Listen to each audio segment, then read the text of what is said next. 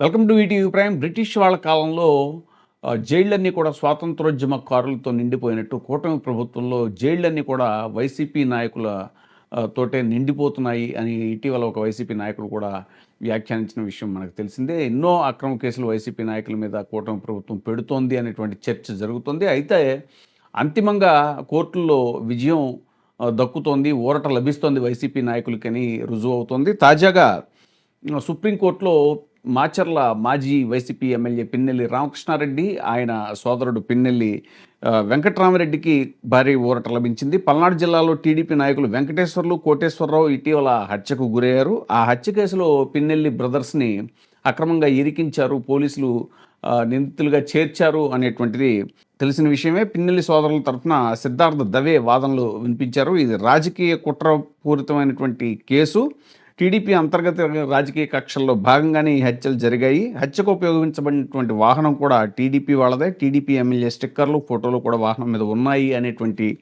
విషయాలన్నీ కూడా చర్చించడం జరిగింది.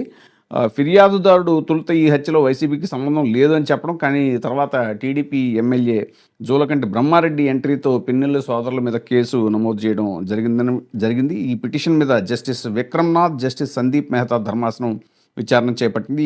ఈ సందర్భంగా పిన్నెల్లి సోదరుల తరఫున న్యాయవాదులు వాదనలు వినిపిస్తూ రాజకీయ కక్షతో పెట్టిన కేసు ఇది, కేసుతో తమకు సంబంధం లేదని ఎఫ్ఐఆర్ ఫైల్ చేయకముందే ఫిర్యాదుదారు ఇంటర్వ్యూ ఇచ్చాడు అని చెప్పారు. అనంతరం ధర్మాసనం సంచలనమైనటువంటి వ్యాఖ్యలు చేసింది. నిందితులంతా హత్యకు గురైన వ్యక్తి పార్టీ వారే కావడం విచిత్రం, A1 నుంచి A5 వరకు టీడీపీ వారే ఉన్నారు అని ధర్మాసనం వ్యాఖ్యానించింది. ఈ క్రమంలో ప్రతివాదులకు నోటీసులు జారీ చేసింది. 3 వారాల్లో కౌంటర్ దాఖలు చేయాలని ఆదేశాల్లో పేర్కొంది. తదుపరి విచారణ వరకు అరెస్టు నుంచి రక్షణ కల్పిస్తూ పిన్నెల్లి సోదరులకు మధ్యంతర ఉత్తర్వులు కూడా ఇచ్చింది.